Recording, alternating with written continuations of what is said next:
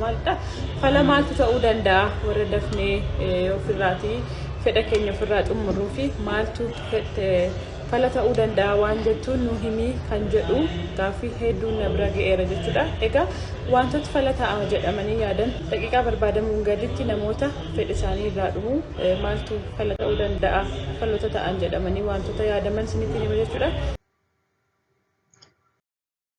Inni tokko kan qorichaan tiriit goonu yookiin kan qorichaan yaalamu akkasumas immoo qoricha malee immoo mana keessatti ofii keessanii wantoota isin gochuu dandeessan ofii keessanii shaakaloota isin gochuu dandeessan inni tokkoffaani yeroo walqunnamtii saalaa raawwatanitti utuu walqunnamtii saalaa raawwataa jirtanii gidduutti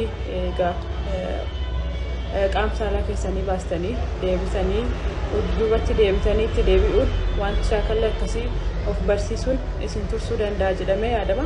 Kana malees immoo utuma waan sana raawwachaa jirtan immoo yaada keessan iddoo biraa geessuun distaraksii of gochuun hin fayyada jedhamee yaadama. Kana malees immoo koondamii yeroo tokko namoonni yeroo koondamii lama fayyadamanis hin argamu jechuudha. Firikshinii isaa qannasuuf akka isaanii turuu fi garuu suni hin gorsamu badaasaa kana. Inni kan biraan immoo inni ta'uu danda'u keegaar kan jennu ispoortii fakkii kanarratti isin argisiisu kana hin gargaara jedhamee yaadama. Keessumaa inni kun baay'ee gargaara jedhamee yaadama.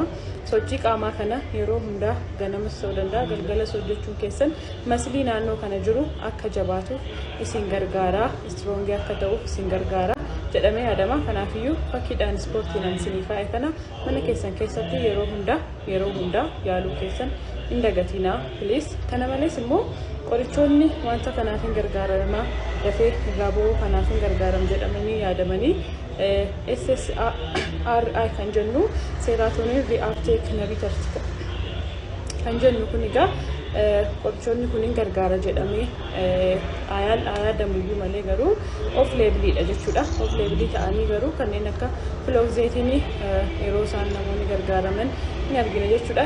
SSRI kun egaa qorichoota gosa hedduutu jira. Keessaa filooxeetinii akka fakkeenyaatti isinii kaasee egaa namoota fayyada jettanii yaadaniif sheerii gochuu keessan hin dagatina. Qorichoota kana yaaluun keessan